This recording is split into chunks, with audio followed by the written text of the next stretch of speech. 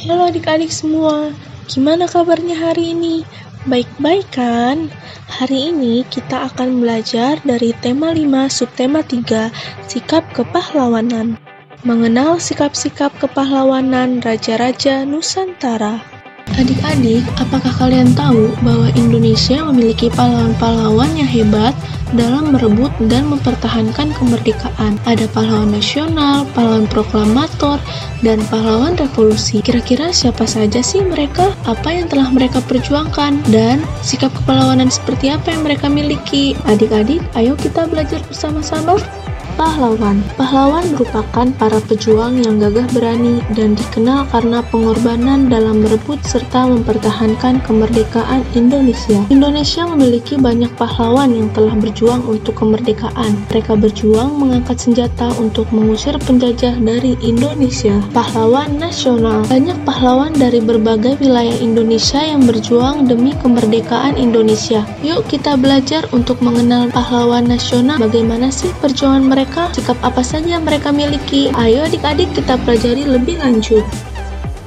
Adik-adik, berikut adalah pahlawan yang dimiliki bangsa Indonesia pada masa penjajahan. Nah, di sini ada Cuk Nyakdin dari Aceh, Sisi Mangaraja dari Sumatera Utara, Dewi Sartika dari Jawa Barat, Pangeran Antasari dari Kalimantan, Pangeran Diponegoro dari Jawa, Timura dari Maluku, dan Silas Parare dari Papua.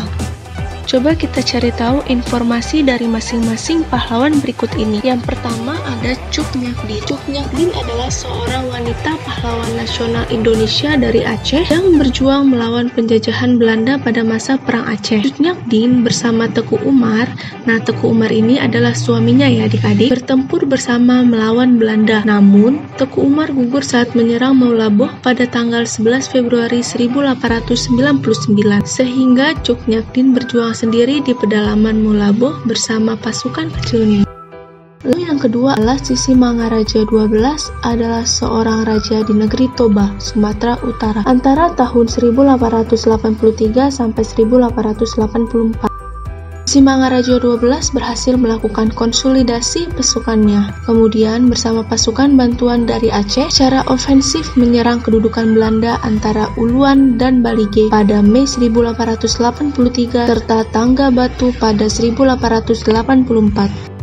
Nah, lalu ketiga ada Dewi Sartika. Dewi Sartika adalah pahlawan pendidikan, pahlawan nasional, sekaligus tokoh panutan di kalangan masyarakat Sunda. Sejak tahun 1902, Dewi Sartika mengajarkan membaca, menulis, memasak, dan menjahit bagi kaum perempuan di sekitarnya. Pada tanggal 16 Juli 1904, Raden Sartika mendirikan sekolah istri atau sekolah perempuan.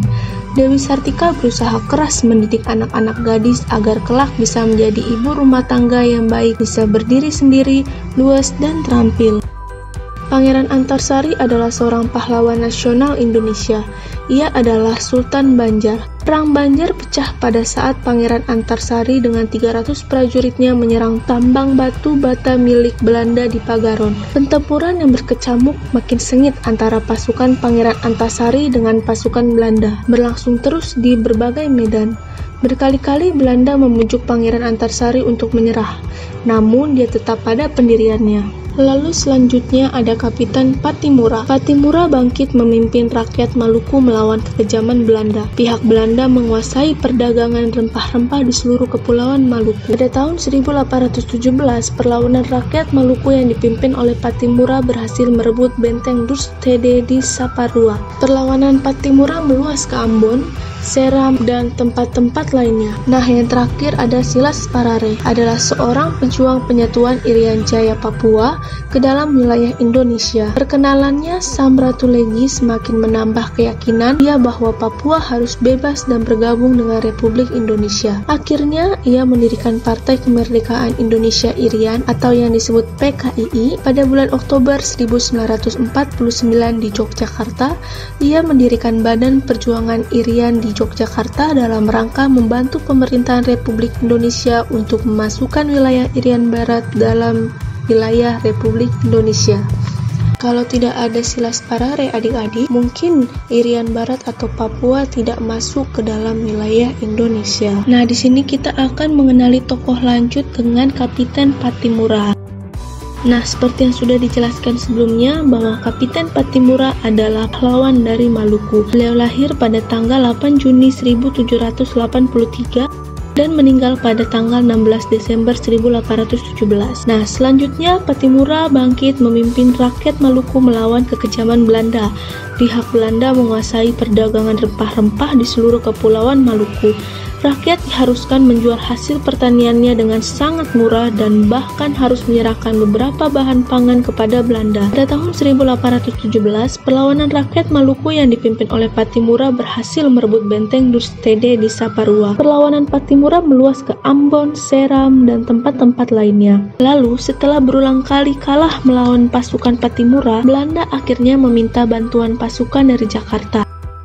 Keadaan menjadi berbalik, Belanda semakin kuat dan rakyat Maluku terdesak. Akhirnya Pattimura tertangkap Belanda pada tanggal 16 Desember 1817. Pattimura menjalani hukuman mati di tiang gantungkan. Itu informasi tentang Kapiten Pattimura yang berjuang untuk Indonesia. Sikap kepahlawanan yang dimiliki oleh Pattimura. Pertama, rela berkorban, yaitu berbuat apapun dilandasi rasa ikhlas tanpa mengharapkan pujian, imbalan pada orang lain maupun negara. Yang kedua, kesatria, berani mengakui kesalahan bila salah dan bertanggung jawab. Ketiga, berjuang tanpa pamrih, yaitu selalu berbuat ikhlas. Keempat, pemberani. Nah, ini maksudnya adalah pemberani dalam kebenaran. Yang kelima, pantang menyerah, tak mudah putus asa. Semua usaha pekerjaan harus berhasil meskipun melalui kegagalan. Nah, kegagalan merupakan pelajaran yang diulangi lagi sampai berhasil. Nah, itu adalah sikap kepahlawanan yang dimiliki oleh Pattimura. Jadi, sikap kepahlawanan itu, yang pertama, berani menghadapi lawan dan membela kebenaran. Yang kedua, rela berkorban nyawa dan harta demi negara. Yang ketiga, pantang menyerah dalam merebut kemerdekaan. Dan yang terakhir, gigih atau teguh pada pendirian untuk terus memperjuangkan kemerdekaan. Patriotisme.